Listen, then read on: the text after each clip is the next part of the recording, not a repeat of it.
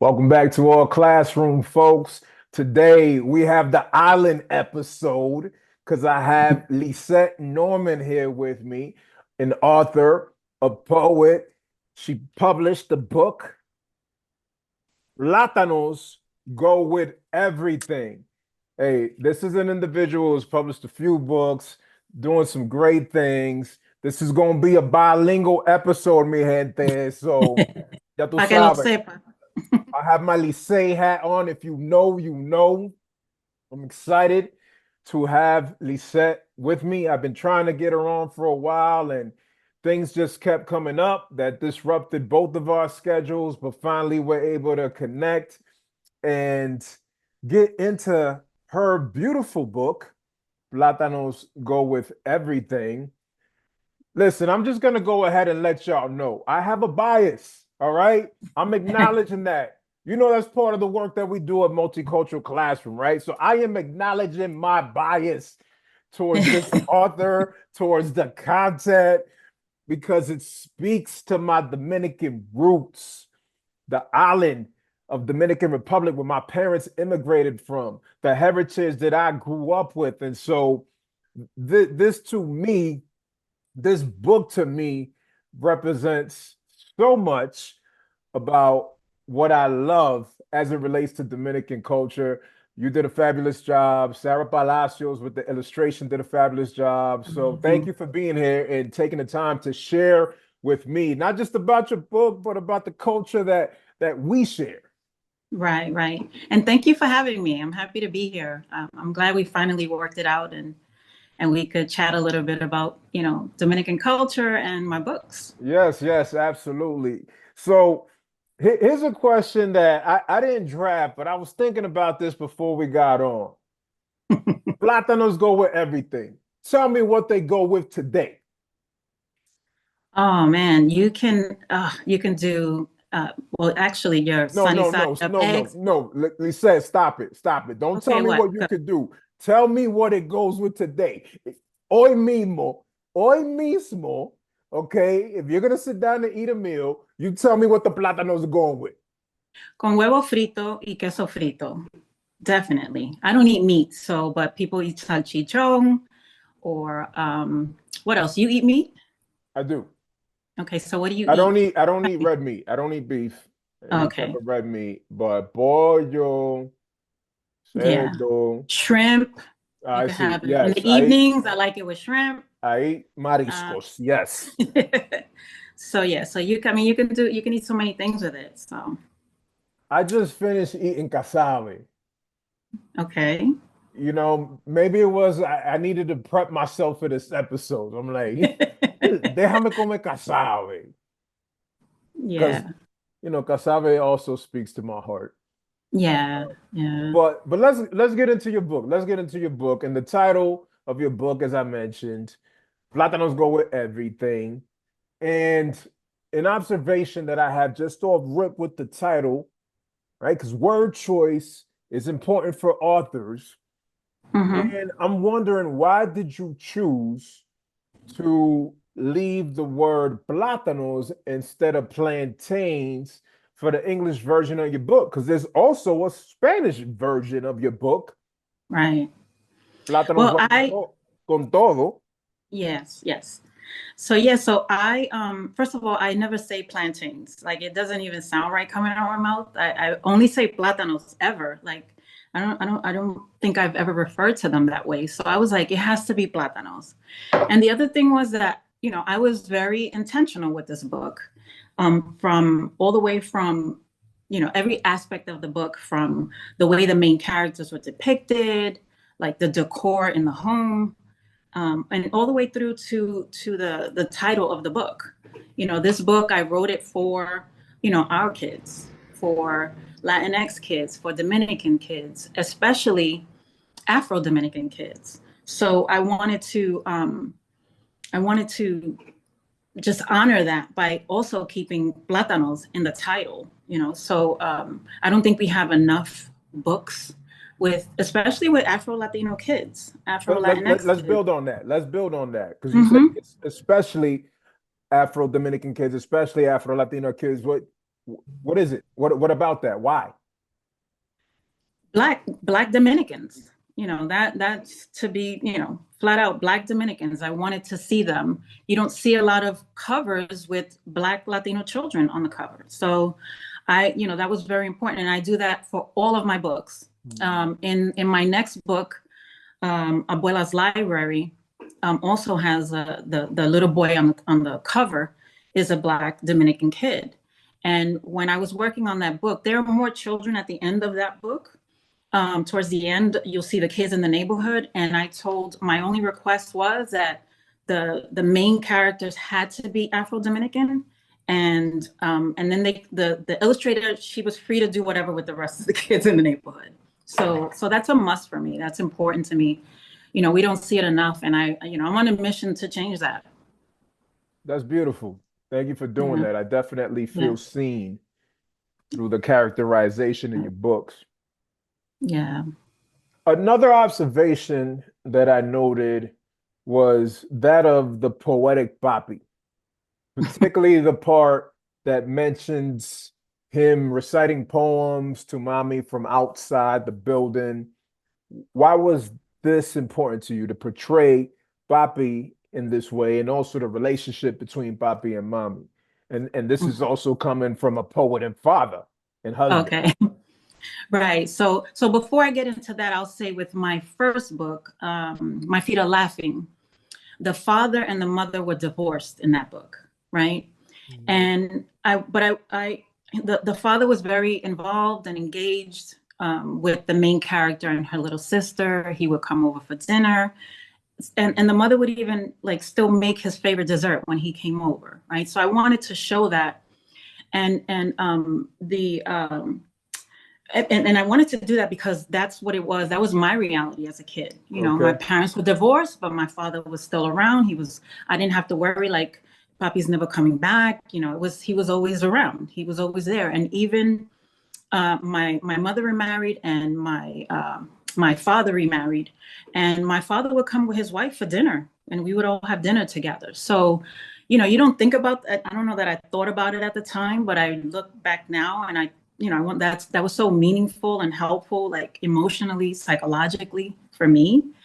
And then one of the actual trade magazines for books, for picture books, they wrote that particular part of the book defied the stereotypical broken home. So I was like, okay, so with this book, with the Plátano book, I wanted to show another side of, where the parents are together. I wanted to show a loving side, a tender moment, a sweet moment where he's reciting poetry to her. And because, that's a lived experience that we all have too. So it was important to me to show that as well. The father Yeah. also very engaged, very close to even Yesenia. Like I love the scene where they're dancing together. And she goes, she loses her spelling bee, and so she's upset during the day. But her father, dancing with her father, made her forget that. So I just wanted to include sweet moments that that we all experience, and in this book. Yeah, and I think it's important that you did that and that we as authors continue to seek moments in which we can portray with authenticity our people, our families, disrupt stereotypes and narratives that are out there. And so I saw that, I noticed it spoke to me, and I'm glad that you did that. It's certainly an important part of the book, at least for me. I don't know how much feedback you received about that, the relationship between Papi and Mommy, and certainly the characterization of Papi, but Right. I definitely notice it. And Oh, I'm wonderful. hopeful that the young readers also take note. Yeah, they usually love when I read that part of the book, and I wanted to show in every book, even in My Feet Are Laughing, the little girl aspires to be a poet when she grows up. And in this book, the father's a poet, because I want to make that, a profession, like a serious profession. Like, yes, the father is a poet. He makes a living as a poet, as a writer. So, that was important to me include that. Beautiful, beautiful. So, we know República Dominicana, nosotros producimos los mejores peloteros. The best baseball players come from the Dominican Republic. All right. Right. We all know that, people. This is not even my bias. This is just a fact. It's facts. And so I'm wondering why you chose to highlight these three particular players in your book. Pedro Martinez, my favorite pitcher of all time. Hmm. Robinson Cano, and Juan Soto. Because there's so many players I you could have know, I chosen, know. right? I was I mean, trying to no, decide, yeah. I'm gonna be real with you. I'm like, yo, how she ain't gonna select David Ortiz, Big Papi, que es de Jaina, y mi papá de Jaina, so I'm like, yo, ponme un I jainero know, ahí, Big Papi I with know. such a big personality and everybody loves him. But I mean, these three great ones, but why? Why those three? Okay. Well, I mean, Pedro Martinez, he's the OG, so he had to go in. Has to, So has that's to not be even a there, question, no right? doubt. Then Juan Soto, he's like the hot player now that young kids know, right? So I want, and yeah, they know Papi, but That's they good. know That's Juan good. Soto. That's You good. know what I That's mean? good. So they, because after all, young kids are reading this, young readers. So they know Juan Soto. They know exactly who he is. So he had to go in, and I mean, he's amazing. And then Robinson Cano, he was like the age, in between Pedro and Juan. So I don't know. I just wanted him. He's popular, also, um, great player, and I think that a lot of people would know who he is too. And I mean, I could have introduced um, readers to a new player or a player that's maybe not known, but I don't know. I certainly picked Pedro and Juan Soto first, and then it was just like, who can I pick that's like middle, in the middle, in between that age, like different age groups that readers, maybe children that are a little older might know. I don't know. So we'll see. That's I good. don't. That's good. I'm glad I asked the question because it's Yeah. it's good to hear like Yeah. the strategy Yeah. behind what goes into the book, right? Every detail counts. Right. Right. And staying Oh, along those lines with every detail and staying along the lines with Dominican culture, we know that music is an integral part of our culture. And so why with the song selection, Culiquitacatí from Toño Rosario? Why that's out of all the so many songs, right? You could have gone with Juan Luis Guerra, I eh, know. Romeo Santo, Anthony Santo, el Mayimbe. Why Culiquitacatí, Culiquitaca vaya Toño Rosario?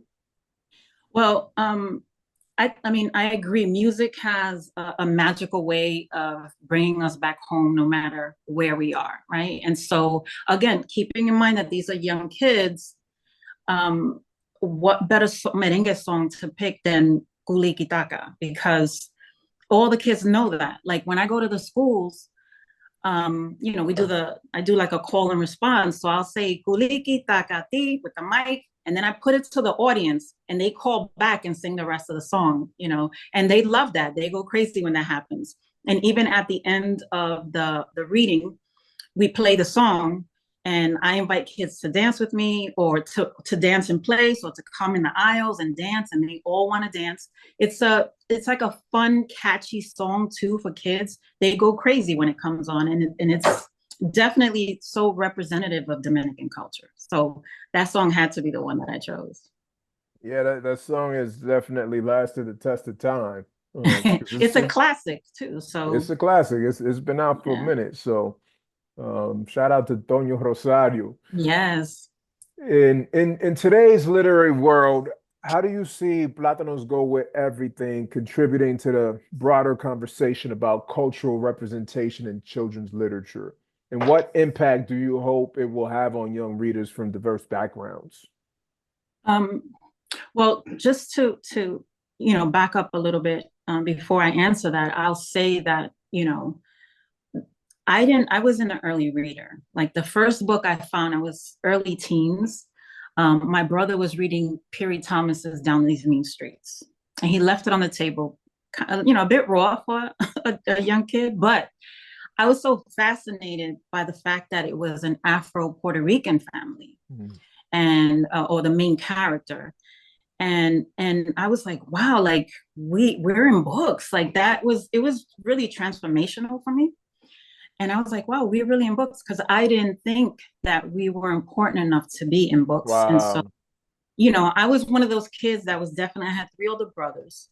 And in our neighborhood, in the Heights, there were, a lot of kids outside, and we were out playing street games, and it was a lot of that. I didn't read a lot as a kid. I didn't read much, actually. But I felt that I missed out. As Mm. soon as I figured that out, I was like, wow, like, and then certainly as I got older, I was like, wow, I felt like I missed out on books. I could have used, books as a way to, somewhere to go, Mm. somewhere to explore, use my imagination. But I missed out on that. And so it was important to me to do something about that. Like I said, it's my mission to change that, because there is a huge absence. And so I wanted to write books so that kids now do not have to go through that same thing. And I'm hoping, with my small contributions, hopefully they can increase, the Latinx, certainly the Afro-Latinx representation in children's literature. That's my goal. That's my hope. I'm going to keep doing it. Don't ask me to write about anything. I mean, I'll write on different topics, and I will certainly do collaborations, because I also do collaborations with other people. But when it comes to my personal books, cultural stories, I want to include Afro-Dominicans. You heard that, or, folks? or write about them. Yeah. Lissette did that, so hopefully you don't have to go through that. Right. Right.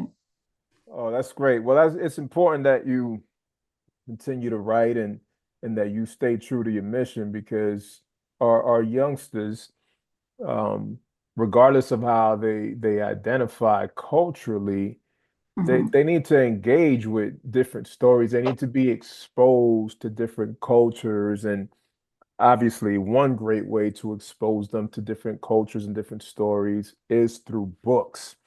Right. And certainly, this beautiful book right here offers offers young people a lot, including including right here, There folks. you go. You got a whole breakdown, Recipe. ingredients and steps. All right, four steps, a four-step recipe to make mangú de plátano. All right, Right. so mashed plantain, folks. Try it. Right. Open up your minds. I love when authors do this, when they offer, if it's a book that is encompassing food and culture or whatnot, that they offer a recipe that the reader and families can explore together. Right. And certainly, for us, like we're familiar with this, but I Mm-hmm. love the idea of people that are not Dominican, not from our Mm-hmm. culture, reading this and hopefully being inspired to try this recipe. And maybe they like it, maybe not. I understand that this could be somewhat of an acquired taste, even though I think Mm-hmm. it's like the greatest food on earth. I haven't heard anybody who had an issue. A lot of people send me videos of them Oh, really? making, yeah, with making mango with their kids. So I always love to get those videos. Or All right. they'll tag me in videos. They'll send me pictures. It's really wonderful. Like it's been well received. I mean, people are hungry for this stuff. It was important to me, like, to keep the book as authentic as possible. One, I didn't want to lose my Dominican card, right? And then just so, just expose people that are not aware of our culture. Somebody was saying, however, that because there was a couple of other Plátano books, so they were saying that that Plátanos became hard to find, or the price on Plátanos went up. So I was like, oh man, Listen, yesterday's price ain't today's price. right, exactly.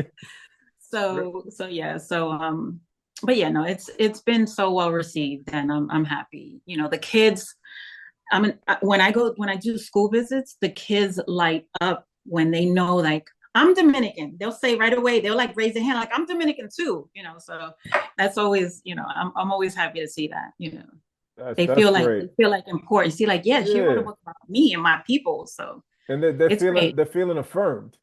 Right, exactly. And that's what we want. We want all our kids to feel affirmed in a variety of ways. And so this book is certainly doing that. All right. So, thinking about think about the fact that Plátanos go with everything. Let's put Plátanos on the lunch menu. If you had an opportunity to have lunch with anybody, dead or alive, who would it be and why? I already know y'all gonna eat Plátanos, but who would you want to sit down and eat Plátanos with and why? Wow. I could easily say, something like my literary mother, Audre Lorde, right? And I know she would have gotten down with, she got down with Plátanos, I'm sure, being from the Caribbean. But in this case, I would say for two reasons, I would say my mom, because she did not live long enough to see me publish any of my books. Okay. And I would love her plátanos. I love the way she made them. So I would love her, just to have her cooking one more time. And then just to share the book with her, just to share all the books. But this one in particular, like, her spirit was all throughout this book. I dedicated this book, although I dedicated my first one as well. But this one especially included a lot of her, like the stories of the little girl cooking in the kitchen. That was me. I was in the kitchen cooking, food with my mother. And I've said this before, my mother was an incredible storyteller. So she would tell me stories as she cooked, and I would listen more than I helped her. So yeah, so at those moments, I would have loved to see her and say, look, mommy, like this is what we used to do, and all the dancing. Like my mother loved to play music, so there was always music Every playing Friday, in my there was house. a party in your spot in your house every Friday. Yeah, nothing was planned. It was like Friday, Saturday nights. There was always a party. Even Sundays, it was just like if four more gather, like it's a party jumps off, and then the neighbor comes by and wants to come in. And my mother always had a bunch of food. She always cooked a bunch of food. So, Well, that there was was her way. food. That was her way of welcoming folks, as it's stated in the Exactly. book. Exactly. So then you just move furniture aside and start dancing. And that's just the way it was. So those are moments in the book and parts of the book that I would have loved for her to see. So she would be the one. So it's a twofer because I get to, share that special, moment with her, and then also have some of her food, which I miss. So Yeah, that's great. yeah. That's great. Well, Mhm. what's your message of encouragement to the audience? Message of encouragement. I mean, if we're talking anybody that would like to even do picture books, for example, um, a lot of reading. I mean, that's what writers typically say, right? You got to read. I would encourage you, because picture books are quick. You can read them quickly. So, I mean, you should at least read before you try to write a picture book 50 to 100 picture books, which, you don't have to do them all at once, but you should read them for all the ways, all the different styles, um, the language, because I think people get the language wrong a lot. They try to dumb it down, or they use language that's not appropriate, or Mm. and you can't underestimate children's intelligence. They're sharp, right? So so for language, they can see what language is used. And then again, all the different styles, if you want to do like lyrical, or beginning, middle, and end, or if you want to tell the story in poems, like my first book, My Feet Are Laughing, was written with 16 different poems. So I told a story with 16 different poems. So you can do something like that. So you learn a lot by reading them first. And then, be as authentic and real as possible. Try to, be engaging with your book. You have to be fun. If you're not having fun reading it, the children are not going to have fun either. So you have to read it out loud, test it on kids. That I would send my work to my nieces and nephews, and kids are honest. They will tell you. That's right. So yeah. So that's what I would recommend. That's a good place to start. And then just write, rewrite, um, and then, share with other people for feedback, people that you trust. Inspiring writers, I hope you're taking notes. Lisette's giving you some gems right there and certainly some motivation to get you going. And we Right. need more people to write their stories, Yes. to shift narratives, we need to amplify authentic voices, and we have to bring out a diversity of perspectives as this book does. For those that are interested in getting a copy of Plátanos Go With Everything, and also interested in connecting with you. If they want to learn more about you, they want to follow you, Hmm. they want to explore your other works. What's the best way for them to go about that? Where do you want to direct them to? There's two ways to reach me. I have my website, www.lissettenorman.com, Lissette, Norman.com. And then on IG, on Instagram, I am Plátanos Go With Everything. You can find me there. And on my website, if you want to order books, I have listed a lot of the independent bookstores, support like Dominican Writers Association, Yeah, Word shout of out to Angie. Bookstore.